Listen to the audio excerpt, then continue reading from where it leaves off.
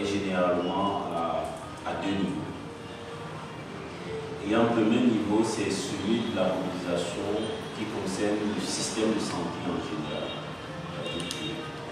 Vous avez dans les fonctions, les quatre fonctions du système de santé, il y a la fonction de mobilisation des ressources. Cette fonction de mobilisation des ressources cadre également avec une autre fonction du système de santé qui est le financement. C'est-à-dire qu'en fait, le système de santé se doit de collecter les financements et de les réallouer aux différentes activités qui sont définies dans le cadre du système de santé. Et dans ce cadre donc, de cette mobilisation, il y a tout un mécanisme qui doit être mis en place, qui ici est généralement porté par différentes étapes. La première étape, c'est généralement le financement à travers le budget de l'État. Là, vous avez le budget comme tous les autres ministères qui font un appel, on peut l'appeler comme ça, ou alors une définition des activités à faire, selon le cadre actuel du budget programme qui voudrait qu'on puisse financer les activités définies à la base. En réalité, dans les normes, je parle bien des normes, le budget alloué dans un ministère comme celui de la santé doit refléter en quelque sorte une agrégation de tous les besoins budgétisés au niveau de la base. Donc malheureusement, jusqu'à présent, ce n'est pas encore le cas parce que si vous arrivez chez le teneur, et je souhaite vivement que vous puissiez faire ce travail parce que lorsque moi je travaillais au centre Pasteur, nous avons fait une certaine évaluation du financement des établissements de formation sanitaire. Et on s'est rendu compte qu'effectivement, il y a beaucoup d'argent au niveau central. La base de notre pyramide sanitaire qui sont les formations de santé, les formations sanitaires de base qui gèrent la santé communautaire ne reçoivent pratiquement rien. Vous pouvez le vérifier, il y a des centres de santé qui se retrouvent avec 10 000 francs de subvention annuelle qui viennent du ministère. Oui, vous pouvez le vérifier, je peux vous donner même des endroits où vous pouvez partir, vous allez voir encore qu'il y a d'autres qui n'en ont même pas. Ce qui démontre clairement que la méthodologie telle que présentée tout à l'heure, celle de financer les besoins dès la base, n'est pas encore respectée et on ne sait pas si effectivement elle sera respectée. Ce n'est pas suffisant et pour cela, il y a donc des mécanismes additionnels qui permettent à ce qu'on vienne appuyer ce financement-là. Et je me rappelle donc que j'ai fait partie d'une équipe technique qui avait pensé l'élaboration de la stratégie de financement de la santé au Cameroun. Et nous étions deux experts qui étaient venus d'Oxford et moi, qui avons été mandatés pour estimer les besoins réels du système de santé et comment est-ce qu'on peut les financer. Donc nous avons fait, vous connaissez effectivement la fameuse somme de 1300 milliards qui circule dans les journaux depuis pratiquement 6 à 7 ans aujourd'hui. 11 années, malheureusement, nous n'avons pas commencé. Parce qu'on s'est dit en 2030, on va atteindre le barème de 1300 milliards. Et le travail de fond qu'il y avait, c'est que il y avait donc tous ces mécanismes pensés pour la mobilisation de ces 1300 milliards. Et c'était concret, c'était du concret. C'était du concret. Il y a des mécanismes qui permettent également donc, de mobiliser des fonds. Vous êtes des journalistes, vous avez certainement des sujets liés à la santé, vous avez besoin de faire une étude de terrain pour pouvoir apporter des éclaircies sur un sujet bien précis. Je pourrais peut-être ici vous donner une idée de ce qu'il devrait faire, de voir effectivement pourquoi est-ce que le paludisme de moins de 5 ans n'est pas toujours gratuit. Il faut déjà savoir que lorsque vous avez donc un projet, lorsque vous avez un projet personnel, un projet institutionnel ou alors un projet d'une entreprise, où vous voulez apporter une certaine réflexion, il faut identifier les partenaires qui, effectivement, fond dans ce que vous souhaitez faire.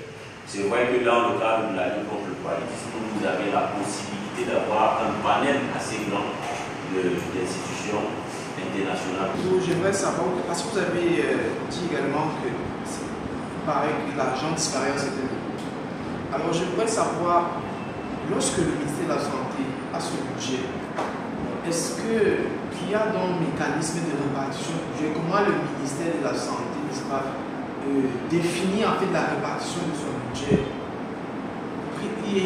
Parce que quand on définit le budget comme ça, il peut avoir cette traçabilité de manière à ce que les fonds qui sont destinés, n'est-ce pas, soient bien gérés et arrivent, n'est-ce pas, au bout des formations basiques. Les budgétisent et nous envoient.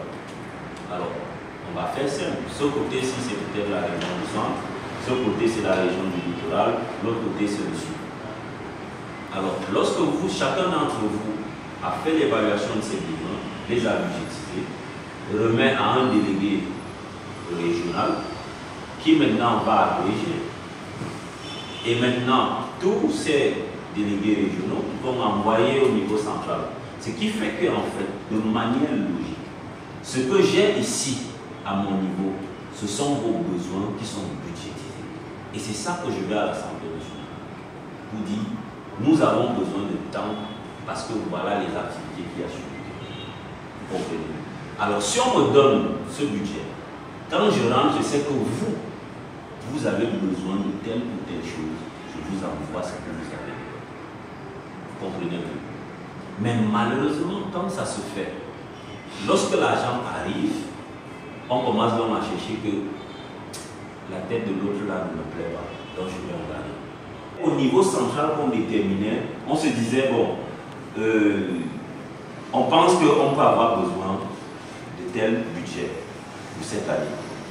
Et à partir de ce moment, lorsque on a ce budget, on commence à dire, bon, on va envoyer peut-être 10 millions à tel, on va envoyer peut-être 20 millions de l'autre côté. Ce qui fait que la conséquence directe, parce que j'ai eu aussi la chance dans une vie d'être consultant d'une émission sur la décentralisation, où on recevait les autorités administratives locales. Et vous voyez que les maires jusqu'aujourd'hui on se coupe. Parce que je vais vous dire une chose. Dans le budget alloué à la santé au Cameroun, 90% disparaît. Ça, je vous dis, 90%. L'argent disparaît comment? Il y a un problème de priorisation des activités. Comment concevoir que vous êtes dans un ministère comme celui de la santé et que des activités qui ne sont pas liées aux questions de santé prennent plus d'argent que les problèmes de santé?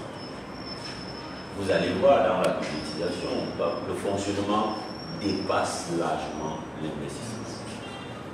Largement l'investissement.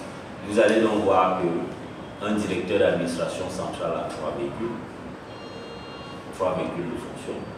Est-ce que ces 3 véhicules de fonction permettent de résoudre le problème de santé des populations? Pas du tout.